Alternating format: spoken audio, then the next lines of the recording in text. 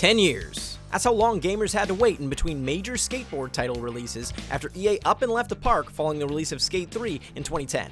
But after a 10-year wait, skateboarding games have returned in a big way, with not one, not two, but 3 games releasing in 2020, and EA announcing the return of their Skate franchise in the form of Skate 4.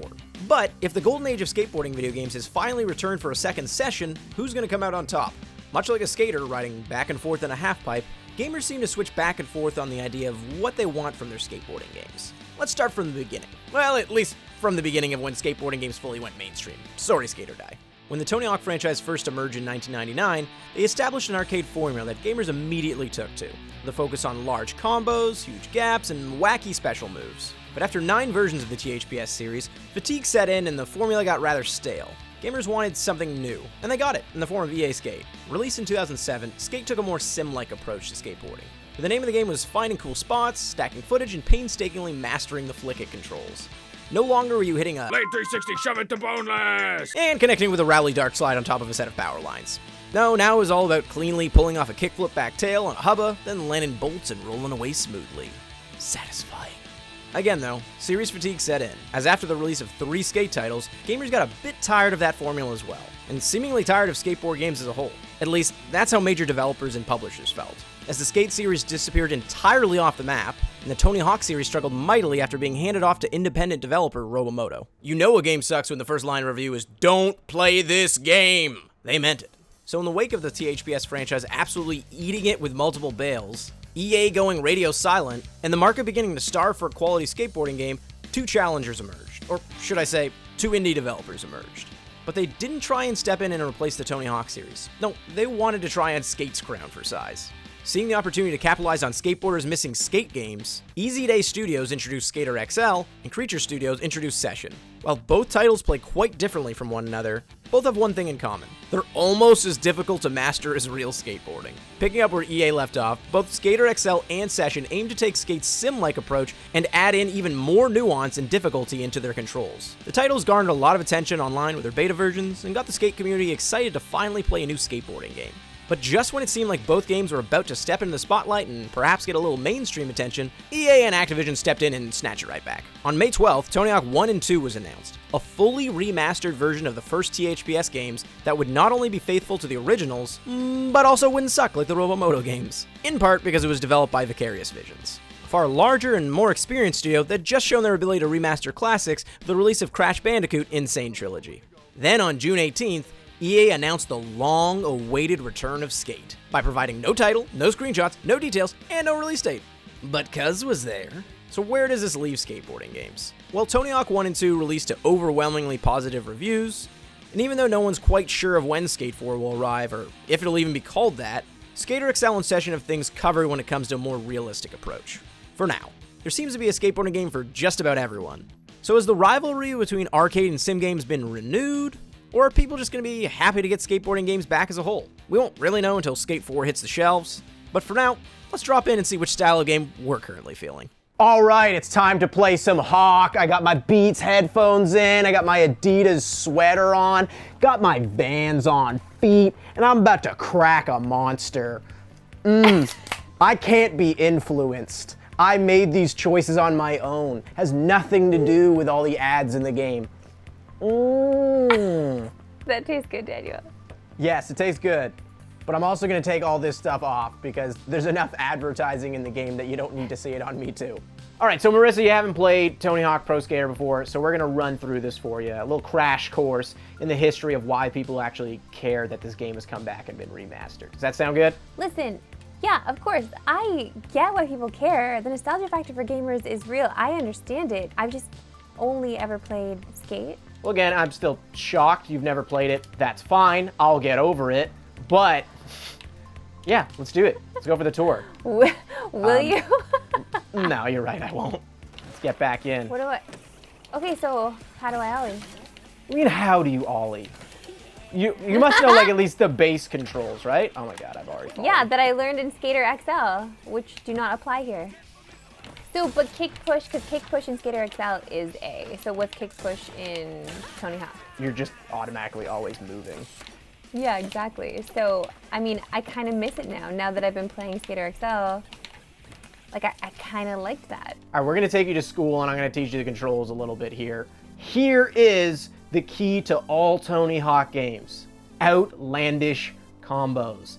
A to jump, Y to grind, up, down to manual to connect all of those things. Just try and get a crazy combo score by doing those 3 things. Man, that soundtrack just hits different. The leap of faith! Ah! Name a better soundtrack, including like original music, in all of video games than the Tony Hawk series. You can't do it. No, you literally cannot. And just the opening scene, that's the thing, is like we can't even show it in this video because we'll Oh, we can. You can just show 10 seconds of it. Then let's bring up Guerrilla Radio. All right, all right. Ooh, yeah, just jam into that. Oh, let's get some Millencolin in here, a little no cigar. All right, don't take our video down. Oh my God, the roll call rails. Remember that? And there's that guy absolutely whipping around in this golf cart here, yelling stuff at you. Yes, I know the golf cart guy. One of the best parts about this game as well was, yeah, it's not like authentic to what skateboarding actually is, but they did incorporate like real skate spots and everything. Ooh. So like they have real spots like the Carlsbad Gap. The mall was a good level because it changed things up a little bit where, you know, the map is just running in one direction, but it wasn't as crap as Downhill Jam, which is easily one of the worst levels in Tony Hawk history. The mall also in this game really highlights something that they did really well with remastering this game, which was like they made it the same where it's, you know, the exact same layout, but they totally changed the vibe and feel of it and updated it where it feels really modern, where it's this abandoned mall. This is like really cool. I don't like it. It's dark and it's scary. Are you pulling a trick out of the manual? Like, are you hitting X the second you jump out? Pretty much, because like you want to get that multiplier going. You really want that multiplier to get as high as you can, so yes. I didn't have fun in that one, I gotta say, Danielle. You didn't like that map? Okay, as that's fine. You don't like that map? We're gonna go back to another classic. Okay, this is fine. Yeah, so like this is another great Tony Hawk's Pro Skater 2 level. I love the vibe because it's like sunset. It's just gorgeous. It's just gorgeous. Like this is nothing like what Venice Beach looks like now because this pit area doesn't even exist anymore, but it was a classic spot for skaters in like the 90s. Listen, yeah, Danielle and I have experienced Venice Beach together, okay? On skateboards. That's right. When we went to that Call of Duty tournament. Did you jump over Ollie the Magic Bum? No. That's one of the challenges. It's not the same as, like, you want to say it's like a sim. This is not a sim. It's very, like, arcadey, but not the arcadey type where you literally can just pick it up and get it right away. Let's play some Skater XL. You want to switch games? Yep, let's play Skater XL. I'm not gonna lie, this game feels like it's moving in slow motion after playing Tony Hawk. Compared to Tony Hawk, yeah. Yeah, like I'm actually like looking like, is my game lagging? To me, this game feels more realistic, and I know that's how it's meant to be, but like how often in Tony Hawk are you using, you know, both joysticks, the bumpers, your triggers? All of it's just based on the left and right stick being your left and right foot. So in real life, to ollie, you lean back and you're gonna pop your left foot, in my case, because I'm goofy, and you'd lean forward. But in this case, you just let go. And so he's gonna ollie. Now if I wanted to kickflip, I'm gonna combine two things. Pop this left foot and flick to the right on the right one. Boom, kickflip. And if I want to get funky, and it's like shove it, I get a 360 shove. You put a 360 shove it with a kickflip, you get a 360 flip. And that's kind of how the game works. So imagine like memorizing all of these tricks. You can do high ollies, high nollies. Marissa, how do you high ollie? Yeah, so both, you just pull down both joysticks, and then to do a high nollie, you go up with both joysticks. I mean, I have goals by the time this video is edited and put out there that I will have completed an ollie. That you're actually promising to do that? It's a Roberto promise. No, I want to see. Can we see the attempts right now? So one of the coolest things again in this game, they have real spots. I'm about to kickflip Wallenberg first try, because that's just how that works in this game. Boom. I just like that it teaches you every single skateboarding trick imaginable. Every single motion means something, every single button, every single flick means something, right? It's just skating games in general. I love the challenges in Skater XL because it literally shows you can see the controller on the screen and it shows you exactly what you need to be doing with each one. So it's like a hand holding with each challenge.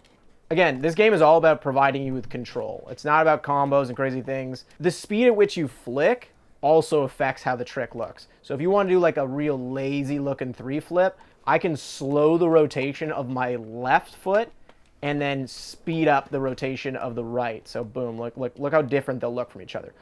Do it quick, looks quick. But if you slow them down, look how lazy that looks. Things just floating, because it's all physics-based. Like, that's pretty crazy how much detail they put. So wait, are you saying that this is a better game than Tony Hawk? No, I'm not saying it's a better game than Tony Hawk. To answer the question in the title, which one's better, which one should you get, which one should you buy, up to you. Like, if I'm being honest, I bought both, as I said, and so did you. Bought both too, right, Marissa? I bought both, yeah, I bought both. I mean, if you just like Tony Hawk games, and you like arcade games, and you like skateboarding, but maybe not like at a hardcore level, you're gonna buy Tony Hawk. But that doesn't mean that Skater XL didn't need to exist, because the reason that Skate 4 exists is because Skater XL came out there. Same with Sessions. So yeah, hell yeah, Skater XL needed to exist, because then that's how Skate 4 exists. Without any of these games, there would not be Skate 4, and for that, we should be grateful. So wait, you landed an ollie, right? Like, can I see the footage? Let's see this.